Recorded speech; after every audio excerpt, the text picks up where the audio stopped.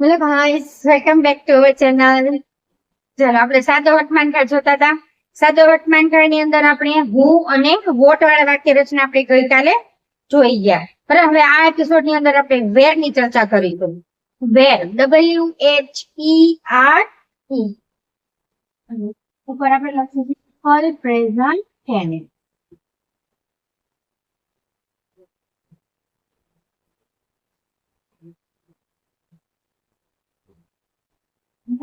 હવે એની અંદર આવે છે વેર, WHERE, વેર. વેર એટલે ક્યાં. વેર એટલે ક્યાં. ક્યાં એટલે આપણે કોઈ પણ વસ્તુને ક્યાં કરવું કરીએ કે ક્યાં પ્રશ્ન આપણે પૂછીએ ત્યારે આપણે એના જવાબમાં શું અપેક્ષા રાખીએ તો કે જગ્યા કે સ્થળની નામ. બરાબર, કારણ કે તો જ આપણે ક્યાં પૂછીએ ને કે તમે ક્યાં જાવ છો. હું સ્કૂલે જાઉં છું. તમે અત્યારે ક્યાં જાવ છો? હું અત્યારે માર્કેટે જાઉં છું. બરાબર, એવા મતલબ આપણે એક વસ્તુ જગ્યાનું નામ આપણે એક્સપેક્ટ કરતા હોઈએ છીએ ક્યાં શબ્દ પૂછવાથી. તો ક્યાં શબ્દ ક્યારે પૂછી શકાય તો કે વાક્યની અંદર જ્યારે જગ્યા કે સ્થળનું નામ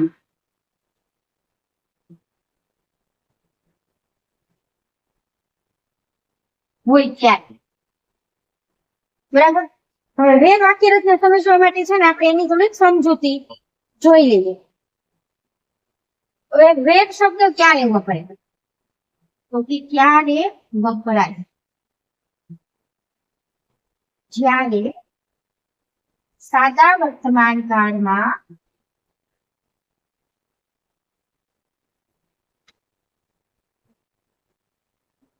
આપેલા વાક્યમાં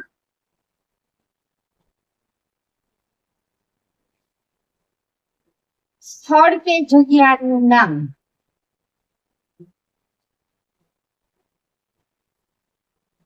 આપેલું હોય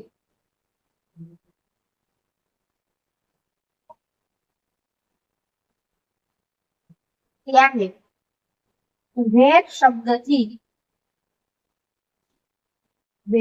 શબ્દથી પ્રશ્ન વાક્ય બનશે.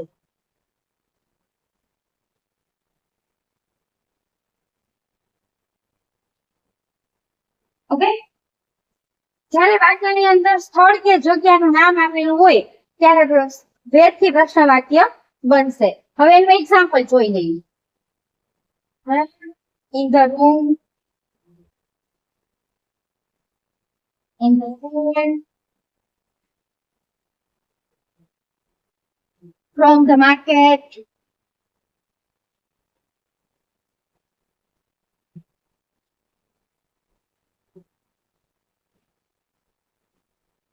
on the road,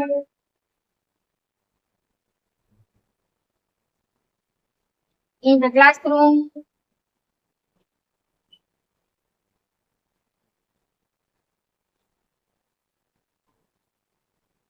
in the shop,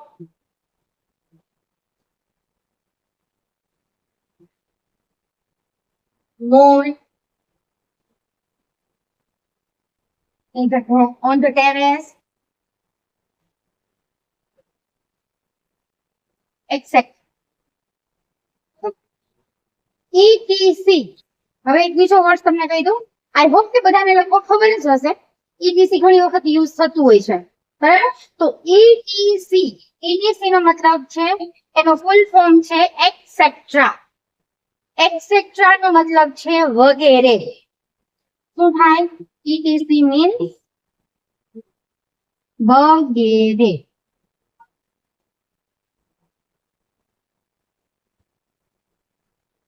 બરાબર, એટલે કે રૂમ ની અંદર, સ્કૂલમાં, માર્કેટમાંથી, રોડ ઉપર, ક્લાસરૂમ ની અંદર, દુકાનમાં, મોલમાં, ઓન ધ ટેરેસ એટલે કે અગાસી ઉપર.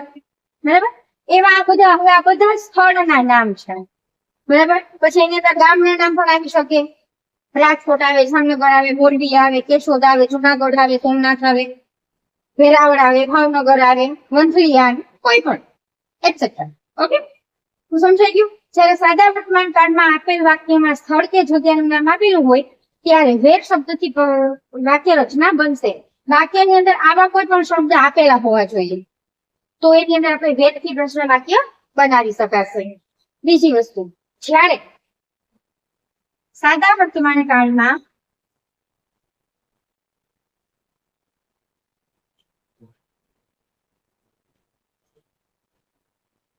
વેર સાથે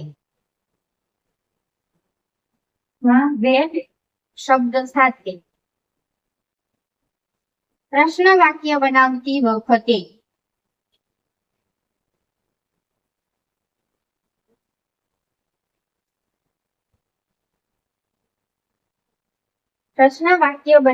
વખતે ટુ બી નું રૂપ વપરાશ. બરાબર? પણ કેવી રીતે ટુ બી નું રૂપ વપરાશે? તો કે કર્તા પ્રમાણે, વાક્યમાં આપેલ કર્તાને અનુરૂપ, વાક્યમાં આપેલ કર્તાને અનુરૂપ. વાક્યમાં આપેલ કર્તાને અનુરૂપ એટલે મેડમ શું કહેવા માંગે છે? આ વાક્યમાં તો મને કઈ ખબર ન પડી. ઈઝી છે. વાક્યમાં આપેલ કર્તા, આ કર્તા છે અને આ ટુ બી નું રૂપ. Okay, I do, you do, they do,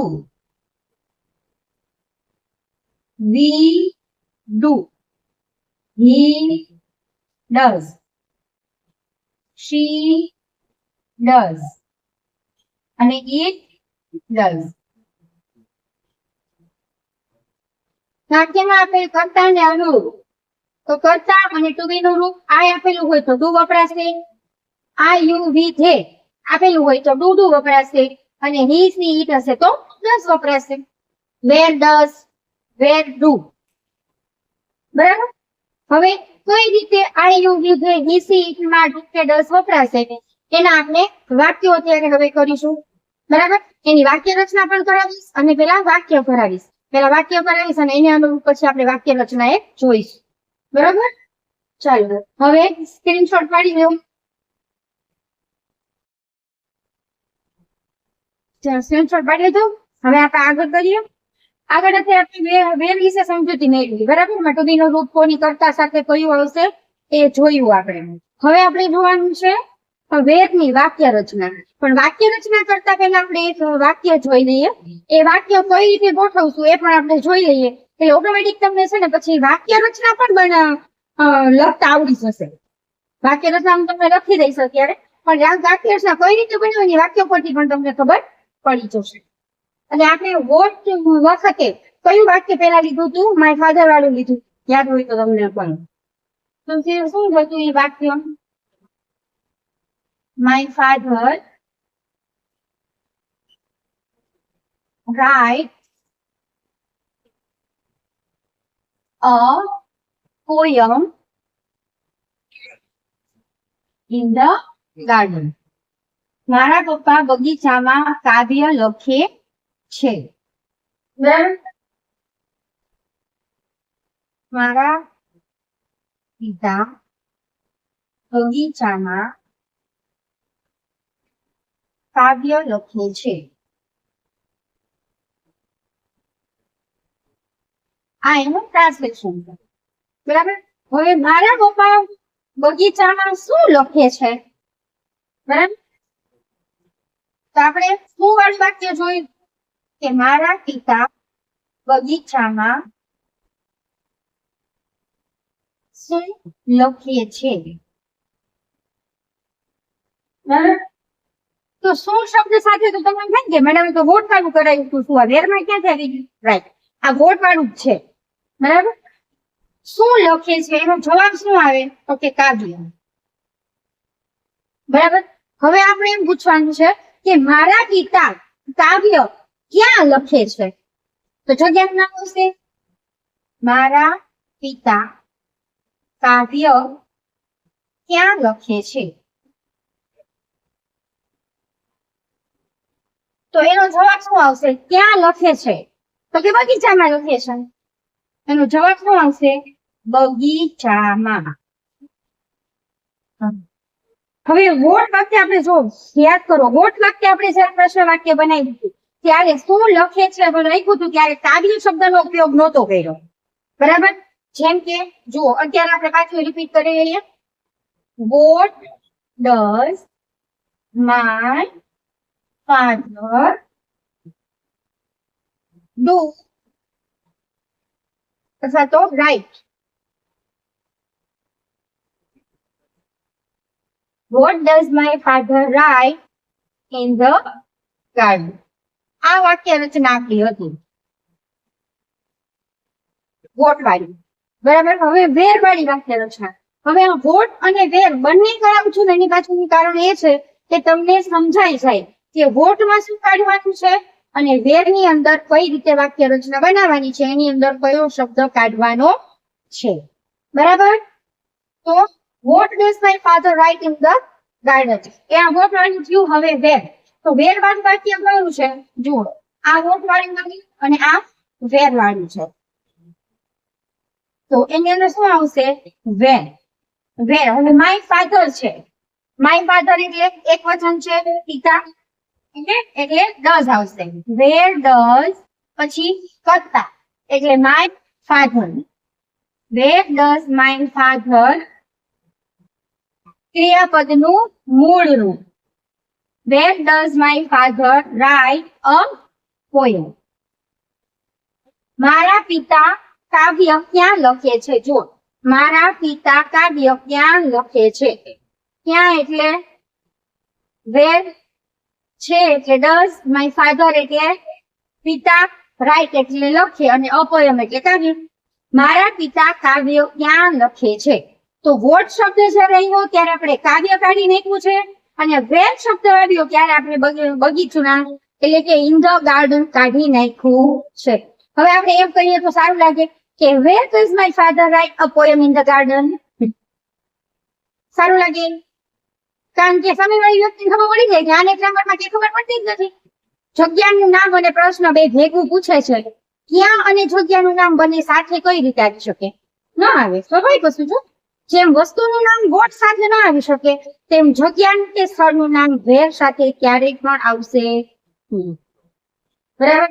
હવે એક એની સૂચના પણ છે, યાદ રાખો. ખાસ સૂચના છે, વેરથી પ્રશ્ન વાક્ય બનાવતા હોય, વેરથી પ્રશ્ન વાક્ય બનાવીએ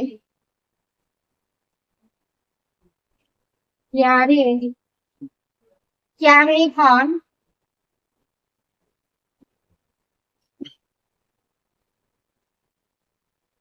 જગ્યાનું કે સ્થળનું નામ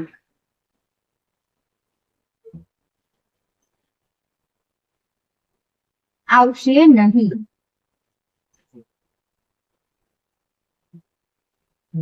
આ ખાસ યાદ રાખવાનું. આપણે વોટમાં પણ મેં યાદ રાખવું કરીને લખાયું છે કે વોટથી પ્રશ્ન વાક્ય જયારે બનાવતા હોય ત્યારે વસ્તુનું નામ નહીં આવે. એવી રીતે વેરથી જયારે પ્રશ્ન વાક્ય બનાવતા હોય ત્યારે જગ્યાનું નામ ક્યારેય પણ આવશે નહીં, કારણ કે એ જગ્યાનું નામ કયું છે એટલે એના માટે તો આપણે વાક્ય બનાવીએ છીએ, તો એ કોઈ દિવસ શબ્દ એની અંદર સામેલ કરવાનો નહીં. બસ આટલા નિયમ યાદ રાખશો એટલે તમને યાદ રહી જશે. હવે આવે છે વેરની વાક્ય રચના. એવો બધાને વેરની વાક્ય રચના ખબર પડી ગઈ, કારણ કે વેર વાળી વાક્ય રચના લખાવતી હતી, અહીંયા સમજાવતી હતી ત્યારે વચ્ચે પણ બોલતી હતી. પણ હવે આપણે વાક્ય રચના લખી લઈએ. વેર પ્લસ સુધીનું રૂપ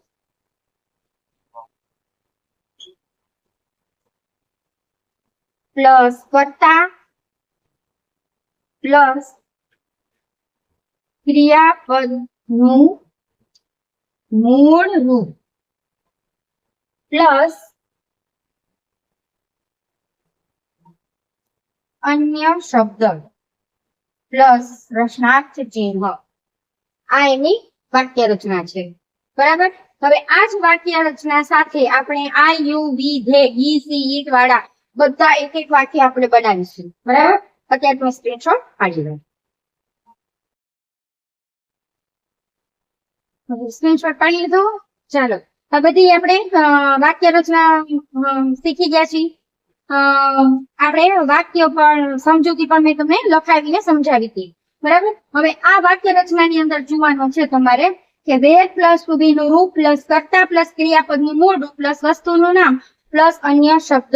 આમાં મેં વસ્તુનું નામ એડ કરેલું છે. મેં નીચે આપણે લખ્યું ત્યારે વસ્તુનું નામ એડ કરેલું નહોતું, બરાબર. પછી મને યાદ આવ્યું કે વસ્તુનું નામ પણ એની અંદર આવી શકે, કારણ કે ઘણી વખત બાળકો શું કરતા હોય છે કે જગ્યાનું નામ નહીં લખવાનું, વાક્ય રચનાની અંદર અન્ય શબ્દની અંદર વસ્તુનું નામ સમાવેશ નથી કરતા, તો વસ્તુનું નામ ન હોય તો એવું શક્ય બને નહીં, બરાબર. કારણ કે બધી વસ્તુ કાઢવાની ન હોય, વેર હોય તો જગ્યાનું નામ જ કાઢવાનું હોય, પણ વસ્તુનું નામ તો સ્ટેપ બાય રાખવાનું હોય, મતલબ રાખવાનું જ હોય, તો એ પણ લખવાનું હોય, એટલે ભૂલ ન પડે એટલે મેં વસ્તુનું નામ અંદર ઉમેરેલું છે. જો હોય તો, ન હોય તો નથી લખવાનું, હોય તો લખવાનું છે. Okay. She cooks tasty cake at home. ચલો આ સી શું છે? ઓકે, કર્તા, બરાબર. આ કુક શું છે? ક્રિયાપદ. શું કહેવાય? ક્રિયાપદ. આ ટેસ્ટી શું છે? ટેસ્ટી કેક શું છે? વસ્તુનું નામ. એટ હોમ શું છે? જગ્યાનું નામ.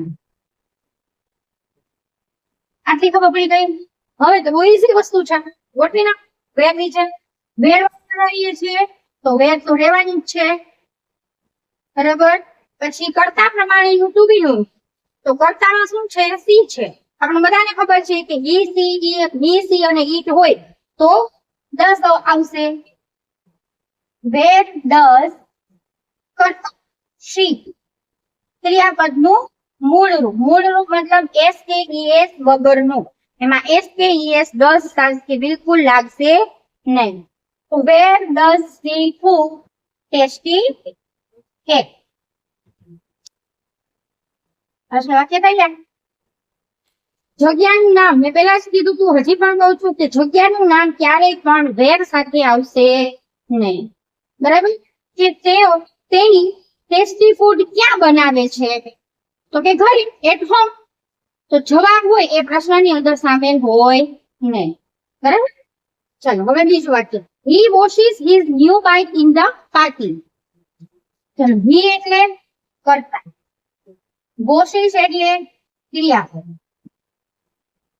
હિઝ ન્યુ બાઇક વસ્તુનું નામ,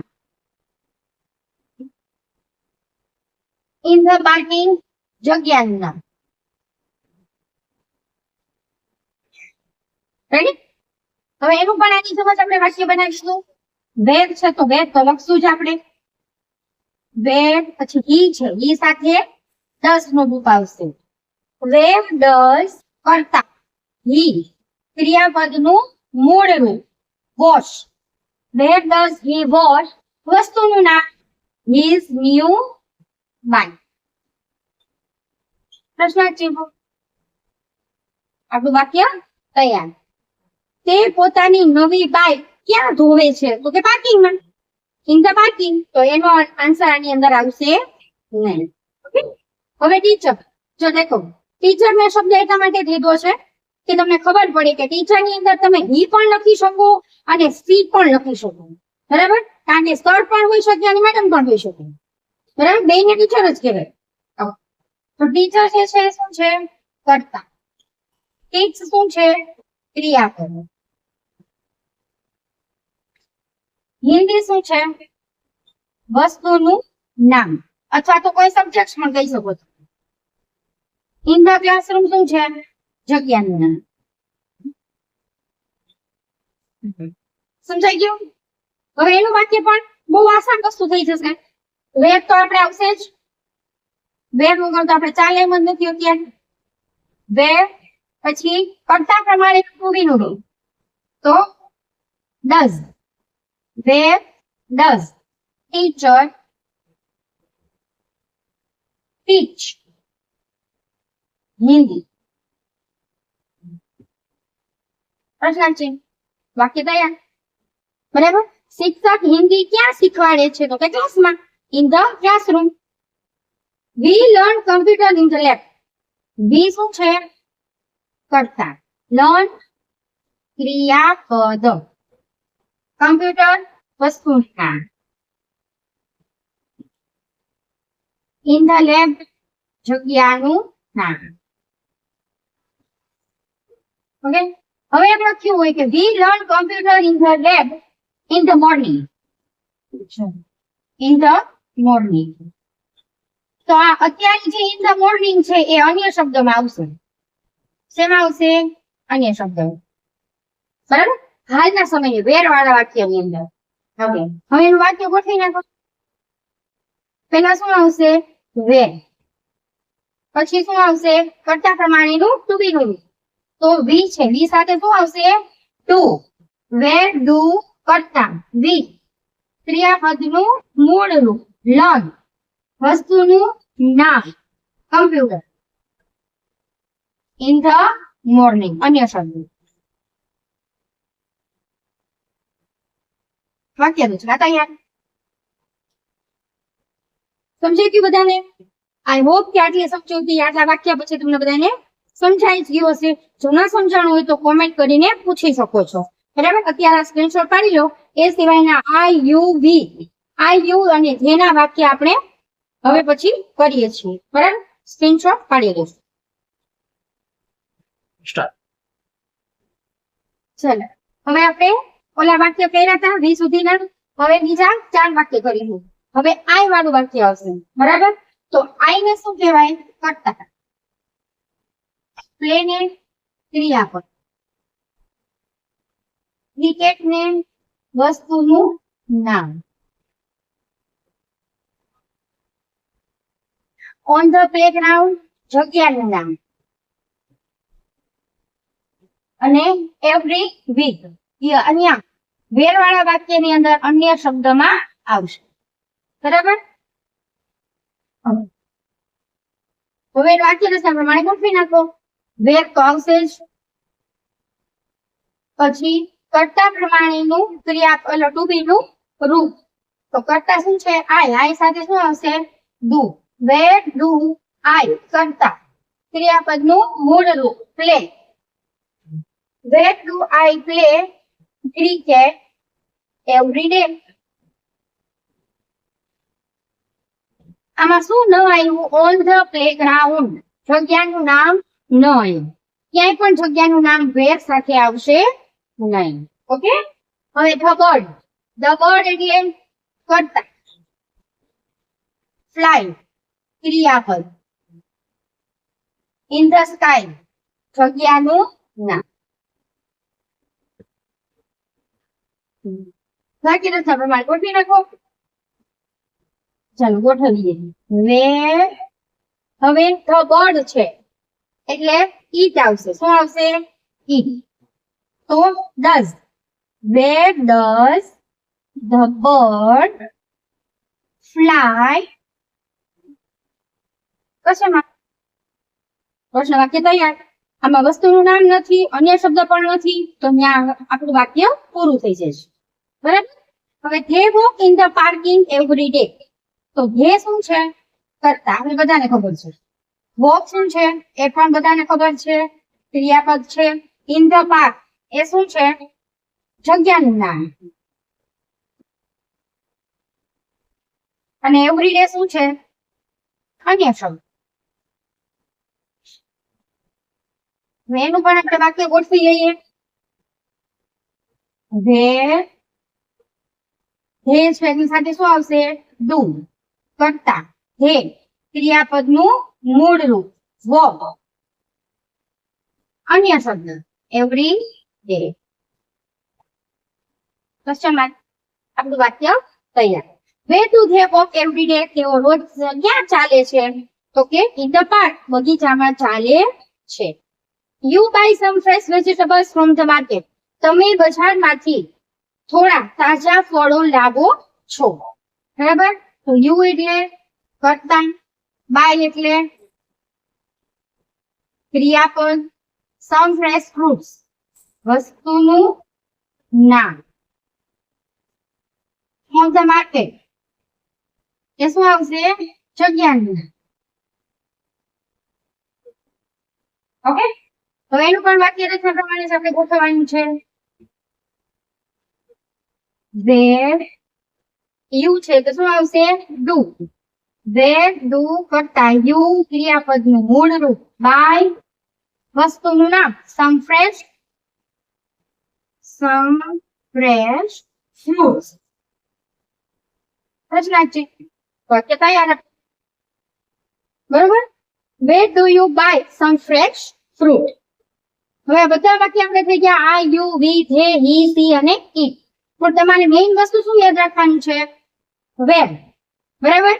હવે વેર ની અંદર શું થશે હવે ઓલ ઓવર તમને વાત કરું તો શું થશે કે તમને જો વાક્ય આપેલા વાક્યમાંથી કર્તા શોધતા આવડતું હોય ક્રિયાપદ શોધતા આવડતું હોય કર્તાને અનુરૂપ ટુ બી નું રૂપ કયું વપરાય એ જો તમને યાદ રહી ગયું હોય બરાબર વસ્તુનું નામ કોને કહેવાય જગ્યાનું નામ કોને કહેવાય એ બધી વસ્તુ વાક્ય રચના પ્રમાણે બધી વસ્તુ તમને ઓળખતા વાક્યમાંથી આવડી ગયું હોય તો વાક્ય રચના યાદ કરવાથી તમને આખું વાક્ય ગોઠવતા આવડી જાય એમાં કાંઈ પ્રોબ્લેમ પડશે નહીં.